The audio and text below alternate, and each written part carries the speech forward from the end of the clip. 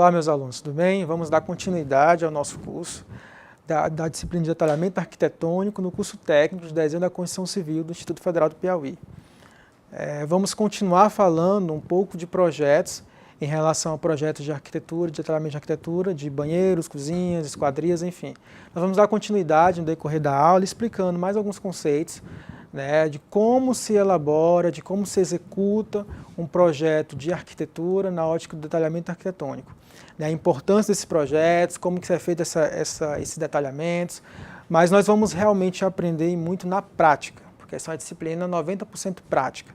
Né, então aqui nós temos mais uma teoria da madeira especificamente, né? A madeira, que é um dos materiais mais utilizados na construção civil, utilizados desde muitos e muitos anos, né? Desde da antiguidade nós utilizamos a madeira, e ela pode ser utilizada de diversas formas, tanto na fabricação de portas, janelas, como na utilização de cobertura. Aqui nós vamos já ver um pouco o detalhamento de cobertura, né? Que nós podemos utilizar a madeira como nas testas, nas treliças, enfim, diversos materiais que podem ser feitos de madeira. Né, cobertura, esquadrias, né, tem nos países desenvolvidos, por exemplo, nos Estados Unidos, como eu já morei nos Estados Unidos, eu trabalhei nos Estados Unidos, e você vê casas feitas de madeira, você vê pontes feitas de madeira. Nós temos aqui no Brasil um pouco de medo em relação a esse material. Ah, não posso fazer uma ponte de madeira. Você pode. Você tem como se fazer uma ponte de madeira. Isso vai depender da carga, vai depender da estrutura, vai depender de diversos fatores, das forças que vão agir, mas pode ser feito. É lógico que vocês vão aprender isso nas outras disciplinas, mas você pode utilizar a madeira para diversas coisas. Nós ainda temos uma limitação de pensamento de que só podemos utilizar o concreto ou o ferro, porque se tem mais resistência, mas não. Tem materiais como a madeira que também podem ser utilizados, até na parte estrutural, né, na parte de fabricação de cobertura, como eu já disse, ou até mesmo de paredes, mas nós não utilizamos muito, às vezes por uma questão cultural, porque é o nosso medo, porque nós somos acostumados a fazer daquela forma, nós já temos, é um hábito nosso de construir daquela forma, que temos receio de utilizar outros materiais. É mais uma questão de medo nosso do que esse material realmente possam ser utilizados. Certo? Então nós temos aqui já, como eu falei para vocês, que a madeira ela pode ser utilizada em diversas estruturas, em diversas partes de uma residência, de um projeto. Aqui nós temos a cobertura. Essa cobertura, né, nós temos a parte que dá sustentação, a parte estrutural a essa cobertura, que pode ser feita de madeira. A treliça, as testas, elas podem ser feitas de madeira. Quando se utiliza grandes vãos de 10 metros, 14 metros, né, grandes projetos, que você tem grandes comprimentos, grandes larguras, você utiliza às vezes o ferro, o aço, faz treliças metálicas, pela questão da resistência, porque talvez a madeira não consiga, você não consiga com uma madeira dar um grande vão, então você opta por outros materiais, mas de casas, você vai, tanto aqui na capital como no interior, você utiliza muita madeira na parte da cobertura, porque é mais barato, às vezes você encontra com mais facilidade, e nós temos esse hábito de usar. Nós poderíamos usar mais, né? Como eu disse inicialmente, poderíamos fazer várias coisas com a madeira, mas algo nosso ainda cultural que nós não temos. Quando você vai especificar em um projeto, como vocês podem ter uma noção inicial, você tem que colocar toda a constituição da cobertura, de como vai ser feita essa cobertura. Se você vai ter roof, se não vai ter roof, se vai ter treliça, se não vai ter treliça, se vai ter terça, se não vai ter terça. Você tem que colocar tudo. E você tem que especificar os nomes, o material, às vezes, a constituição, o tamanho, porque é isso que nos interessa, e isso que nós, da construção civil, vamos utilizar muito. É essa a importância dessa disciplina, que vocês estão vendo e aprendendo como se faz um detalhamento de um projeto como um todo. Aqui nós podemos já ver, como eu mostrei na aula 1, mas podemos dar continuidade e observar, né, como é feita a constituição de um projeto. Aqui é cobertura. Lá na aula nós abordamos madeira em relação a gesso, alumínio, em relação a esquadrias, né, portas e janelas. Aqui nós já estamos vendo as coberturas. Né, você vai fazer essa cobertura de telha cerâmica, então você tem que colocar a telha cerâmica, tem que especificar a telha, o material, a marca da telha, ou a inclinação, 30%, se é a telha metálica, você tem que colocar a inclinação de 7%, enfim, você tem que especificar tudo, que é isso que nos interessa no projeto, é a especificação do material, o tamanho do material, onde vai ser utilizado esse material e a constituição do material. Aqui nós temos um projeto, como vocês podem ver, a organização de um projeto de cobertura, de um detalhamento de cobertura em uma planta. Essas são as plantas que nós, como profissionais da construção civil, elaboramos para entregar para um cliente ou para uma construtora para se fazer a obra.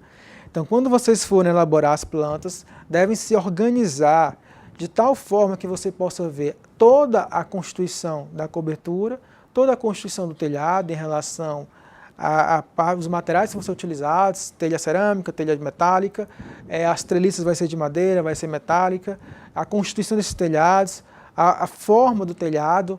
Dependendo do projeto, você às vezes pode ter uma forma mais orgânica ou um formato mais diferenciado. Então você, como profissional da construção civil, você, como arquiteto, por exemplo, eu posso desenhar um telhado da forma como eu preferir, para ser executado por um profissional de engenharia. Mas esse telhado, você tem que se preocupar na parte estrutural, né? Ele tem que ser feito de tal forma que não se tenha perigo para que ele possa cair. A resistência dele tem que ser feita de forma adequada.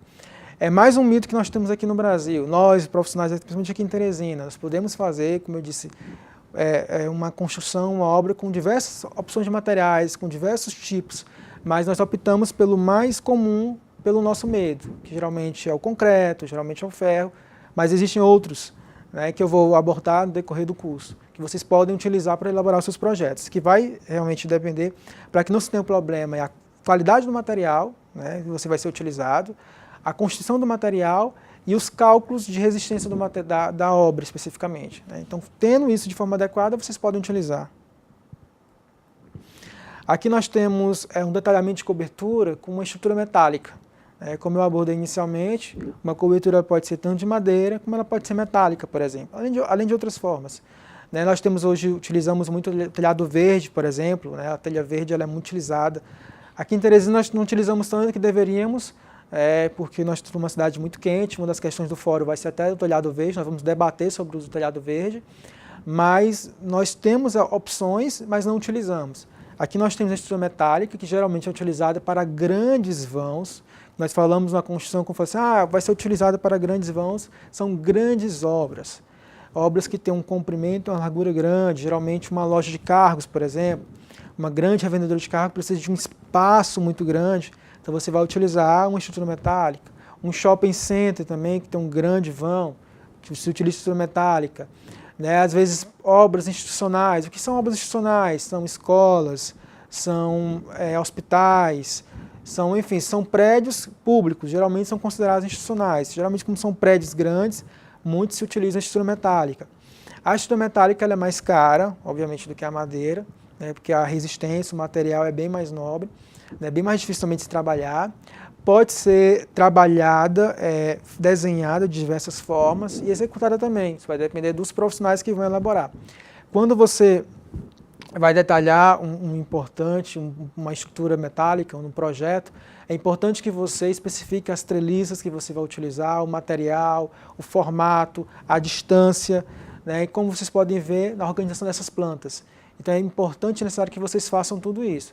Organizem os seus projetos da melhor forma possível para que vocês possam levar para quem vai executar e execute da forma correta. Aqui nós temos mais um projeto de cobertura, mais uma organização de planta, como vocês podem ver, como eu disse inicialmente.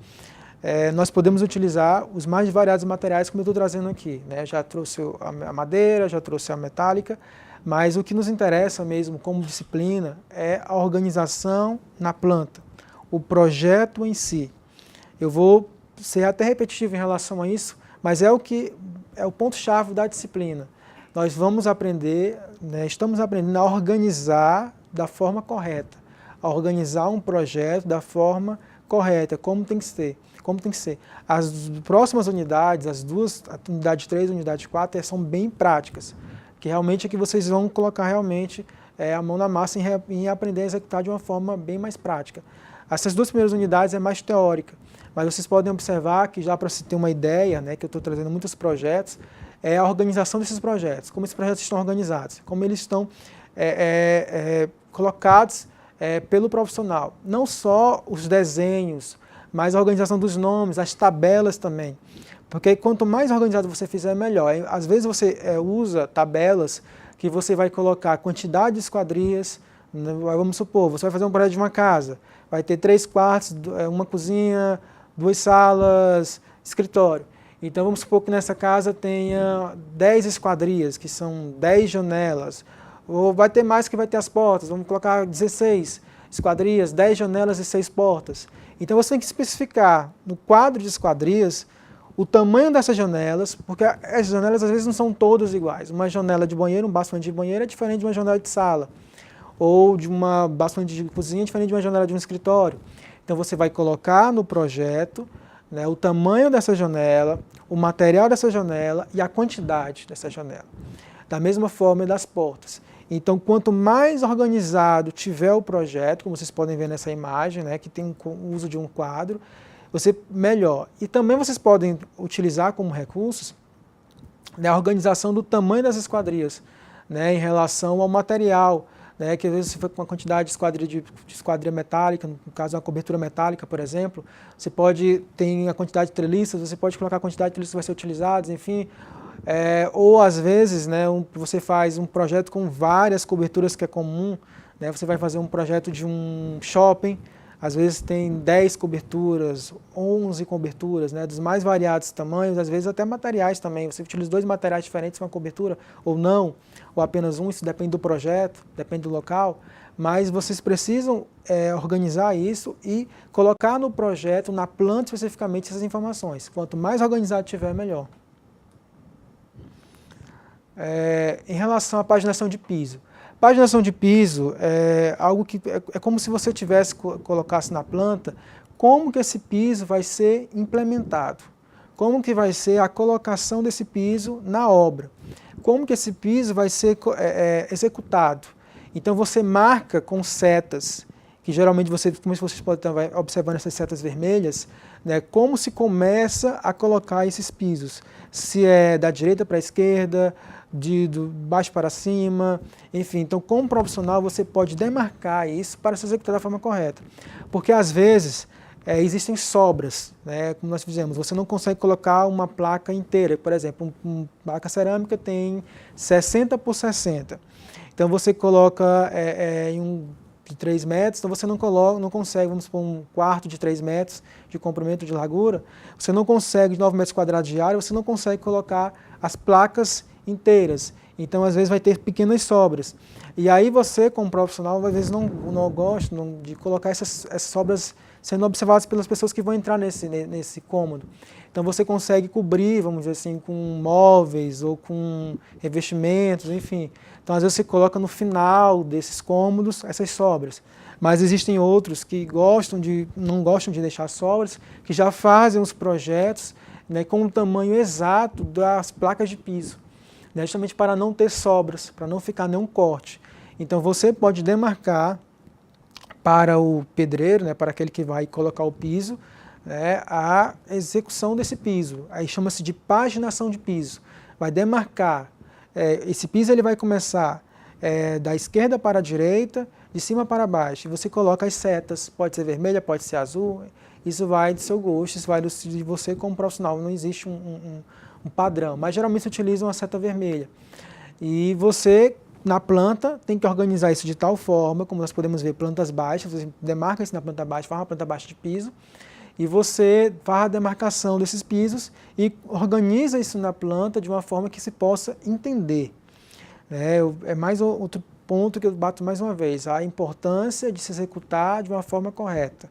Quando nós trabalhamos na prática, quando nós estamos no mercado, nós vamos observar que isso é o que mais nos interessa, isso é o que mais afeta os profissionais, é a execução. Porque às vezes você pega um projeto e esse projeto ele não está detalhado de uma forma adequada, ou não tem as informações necessárias, e aí se executa da forma errada às vezes pela falta de informações. E qualquer centímetro, qualquer milímetro, às vezes faz toda a diferença na construção civil. Então nós precisamos pegar um projeto, tem que estar tudo feito da forma correta. E a paginação de piso é mais uma planta que nos interessa, porque você consegue entender a organização do piso, para que você não tenha perdas de cerâmica, de argamassa, de tempo e de dinheiro. Que tudo realmente gira na questão orçamentária, né? Porque se você aplica um piso de uma forma errada, tanto na localização que você queria, como em relação até mesmo a execução feita de uma forma errada pelo profissional, você perde o material. Principalmente você tem prejuízos.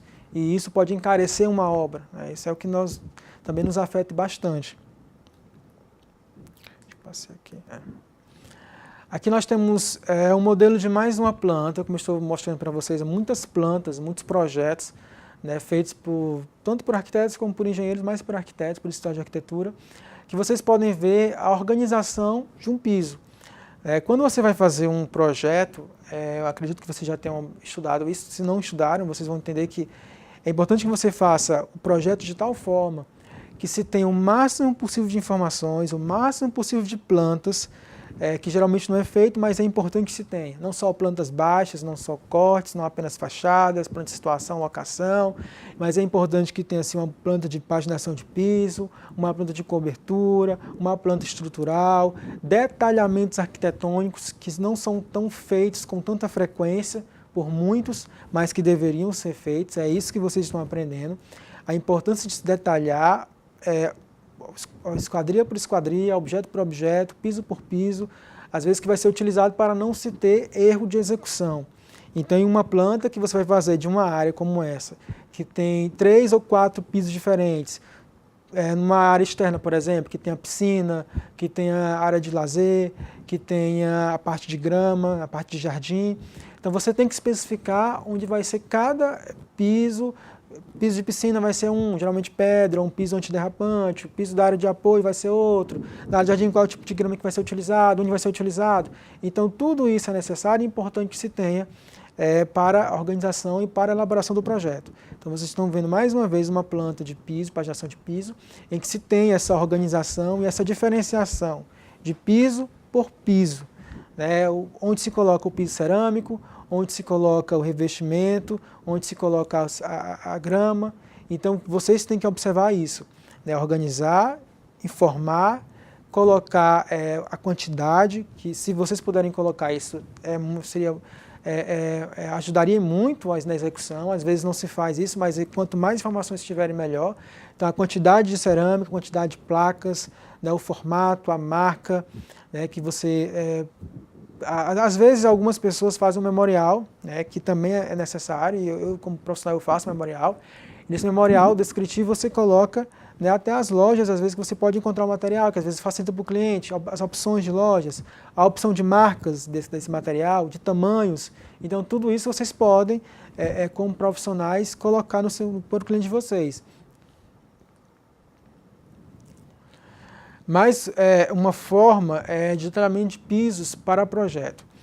O detalhamento arquitetônico ele é muito minucioso, né? Você faz um trabalho realmente de muita minúcia, de que você tem que informar até às vezes a composição, a junção desse piso, né? Se você vai utilizar um revestimento, um porcelanato, praticamente a interligação dele é praticamente colado.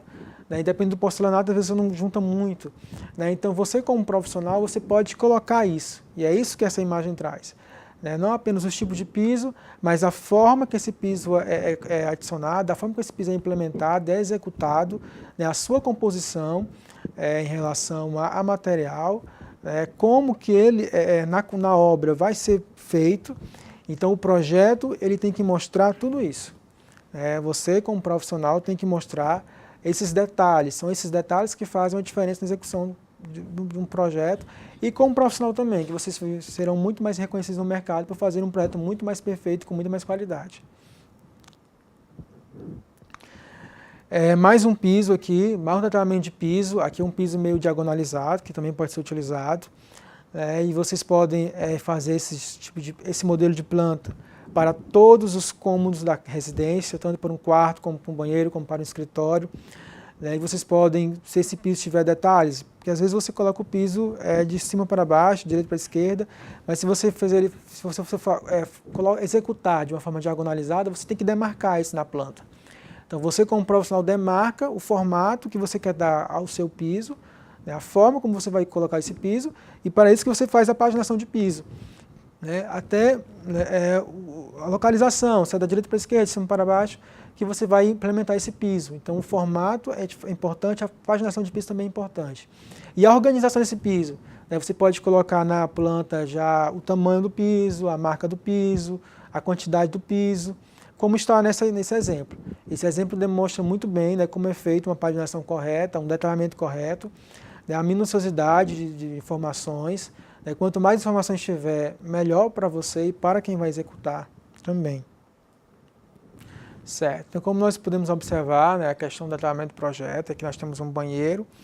E nesse projeto você vê a planta baixa, você tem as demarcações dos cortes, né, para que você possa fazer as vistas, né, levantar o banheiro. Aqui vai ficar o chuveiro, aqui vai ficar a pia, né, aqui vai ter um vaso. Como é que vai ser essa parede? Essa parede vai ter revestimento azul, vai ter revestimento amarelo, não vai ter revestimento, vai ser feito um revestimento de cerâmica, vai ser um revestimento de pedra. Né? O piso, como é que vai ser esse piso? Ele vai ser diagonalizado, não vai ser diagonalizado? Então é para isso que tem o detalhamento do projeto.